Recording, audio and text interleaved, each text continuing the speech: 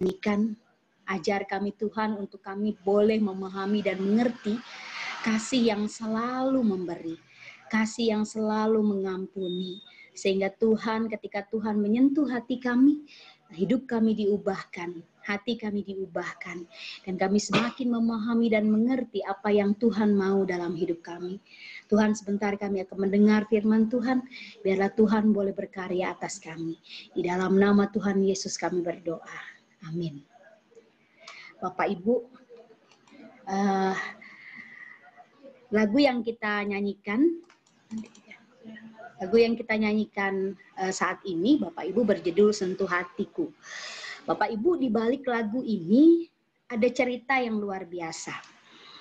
Mungkin kita sudah banyak mendengar, mungkin juga kita sudah tahu lagu ini, bahkan kita sudah hafal. Lagu ini dinyanyikan oleh Maria Sandi. Dan Bapak Ibu, ternyata di balik lagu ini ada sebuah kisah yang luar biasa. Bapak Ibu, pencipta lagu ini adalah seorang pemuda yang aktif di gereja, namanya Jason. Dia bercerita bahwa dia memiliki teman sekolah minggu. Temannya ini diperkosa oleh ayahnya karena saat itu ayahnya mabuk gitu ya, dan dia pulang dari sekolah, dia menemukan ayahnya mabuk, ayahnya sendirian di rumah.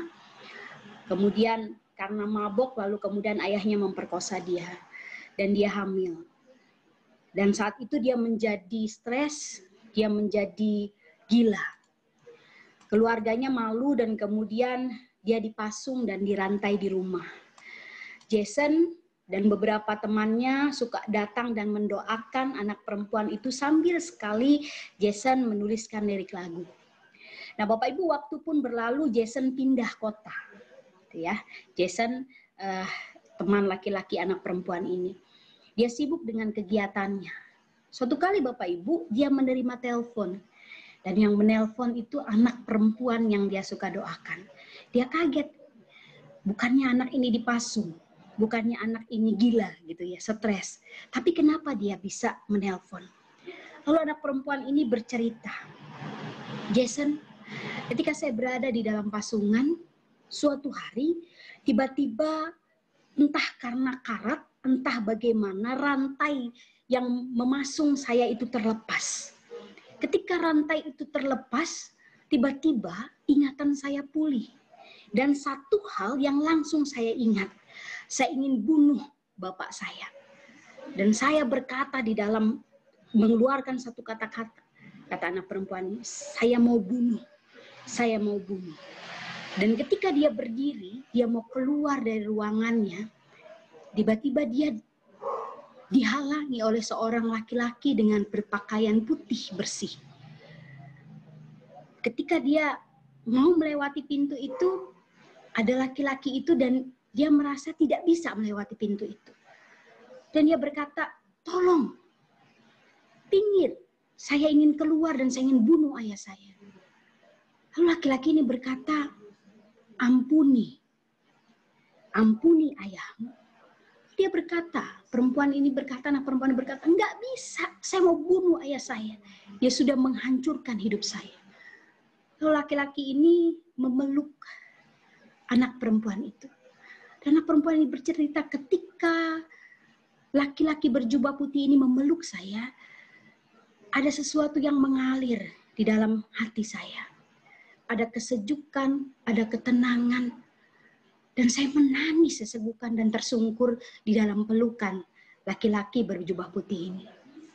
Lalu saya mendengar, dia bilang, laki-laki ini berkata, ampuni.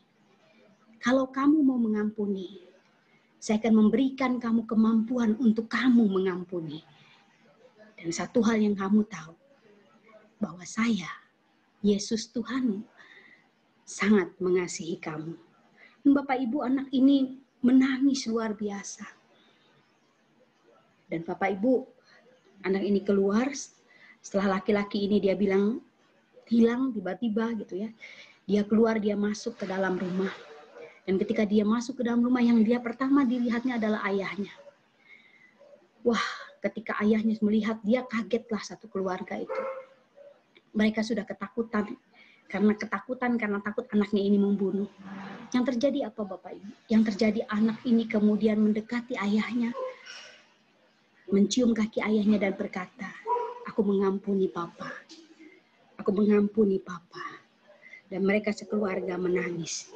Dan kemudian Bapak Ibu, Jason menuliskan lagu ini.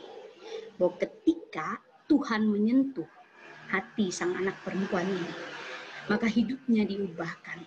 Tidak ada lagi kebencian, tidak ada lagi kemarahan, tetapi menjadi sesuatu yang baru.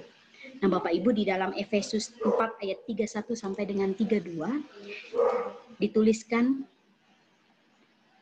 segala kepahitan, kegeraman, kemarahan, pertikaian dan fitnah hendaklah dibuang dari antara kamu.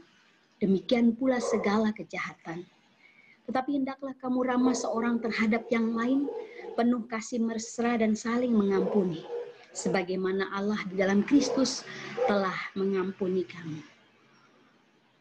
Bapak Ibu, cerita ini mengajarkan kepada kita bahwa ketika segala kepahitan, kegeraman, kemarahan, dan segala sesuatu yang menyesakkan hidup kita, kita lepaskan, yang muncul adalah pengampunan, maka seperti lagu yang kita nyanyikan, hidup kita akan menjadi baru, hati kita akan menjadi baru dan dipenuhi dengan kasih dari Kristus. Memang Bapak Ibu diceritakan juga anak ini memang mengampuni, tetapi dia juga butuh pergumulan yang panjang untuk kemudian menyesuaikan dirinya, lebih menerima ayahnya dan menerima keluarganya. Begitu butuh proses yang panjang. Tapi satu hal yang dia pelajari bahwa ketika kasih Tuhan menyentuh dan dia menyerahkan hidupnya kepada Tuhan, maka dia mampu mengampuni. Dan dalam malam hari ini kita juga boleh diingatkan bahwa seperti yang dikatakan di Efesus 4 ayat 31 sampai dengan 32, apapun yang ada di dalam hidup kita saat ini, kepahitan, kegeraman, kemarahan, dan segala sesuatu, mari kita belajar untuk melepaskannya. Mari kita belajar untuk mengampuni. Bukan hal yang mudah, tetapi Tuhan akan memampukan kita. Tuhan menyertai kita. Amin. Silakan Pak Adi. Ya, baik. Terima kasih Bu Evi untuk firman malam ini. Benar ya Bapak Ibu ya, kita diingatkan terus untuk bisa memiliki hati yang dipenuhi dengan kasih dan damai sejahtera.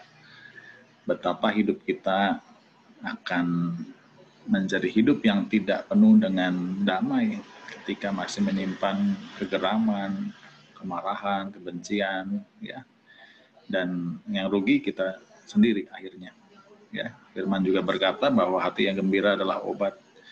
Ya, orang-orang yang dipenuhi kegembiraan, orang-orang yang dipenuhi sukacita, ya. Memang tidak lalu otomatis semua penyakit hilang, tapi setidaknya ya itu akan membantu kita untuk memiliki tubuh yang lebih baik, ya. Nah, mari Bapak Ibu kita masuk dalam doa syafaat. Ya, saya tidak membagi doa. Saya akan berdoa malam hari ini untuk beberapa pokok doa. Ya, mari kita berdoa.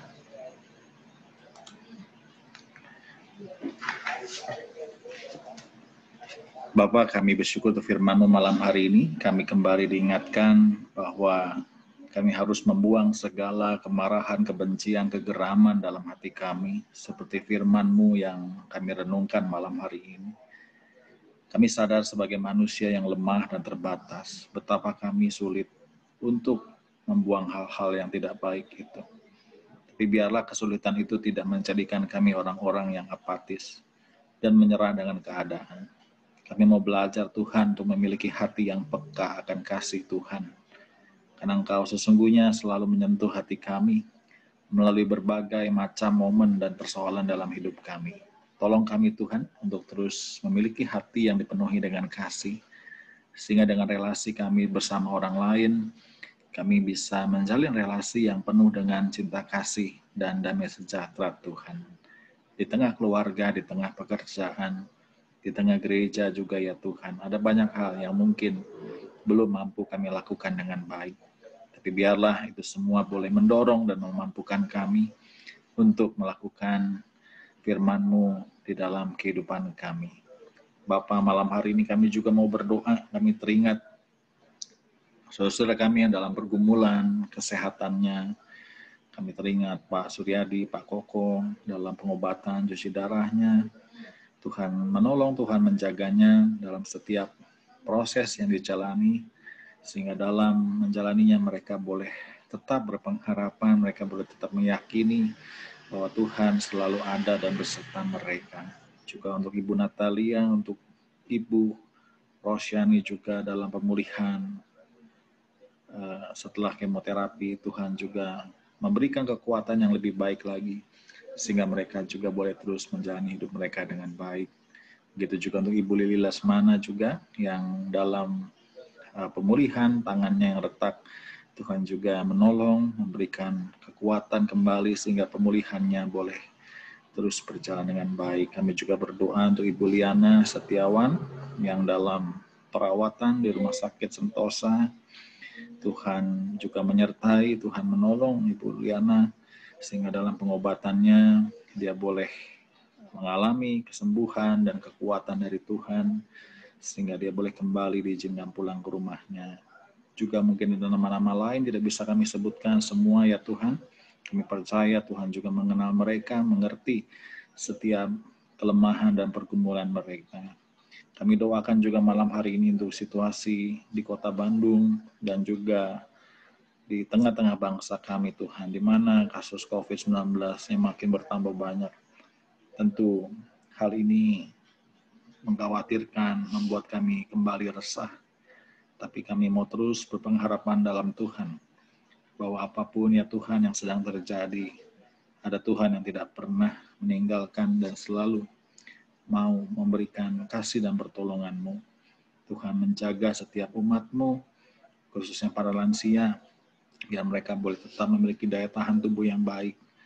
Dan juga anak-anak muda, biarlah mereka boleh menjaga diri, tidak sembarangan, sehingga mereka tidak menjadi penyebaran virus yang lebih banyak lagi. Juga tentunya bagi seluruh masyarakat, biarlah mereka boleh terus tertib, mawas diri, dan turut berkontribusi dalam penanganan COVID-19 ini. Kami juga doakan gereja-Mu ya Tuhan, GKI Terusan Pasir Koja, biarlah dalam segala keterbatasan akibat pandemi ini, segala bentuk pelayanan boleh tetap dilakukan dengan kreatif. Tiap-tiap komisi dan juga majelis jemaat boleh merencanakan hal-hal yang akan kami lakukan ke depan, dan biarlah dengan pelayanan gereja-Mu, jemaat Tuhan makin bertumbuh dalam kehidupan imannya. Terima kasih Bapak untuk doa malam hari ini. Kami serahkan doa malam berikutnya juga dalam kasih dan penyertaan Tuhan. Terima kasih Bapak, inilah doa kami. Kami alaskan di dalam nama Tuhan kami, Yesus Kristus. Amin.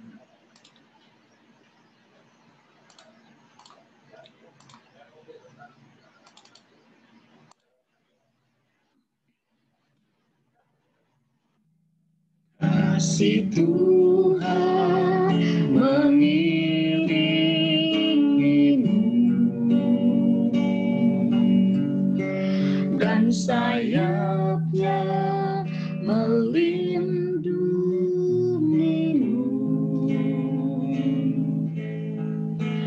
Tangan Tuhan pegang di dalam hidupmu, majulah dalam terang kasih-Nya.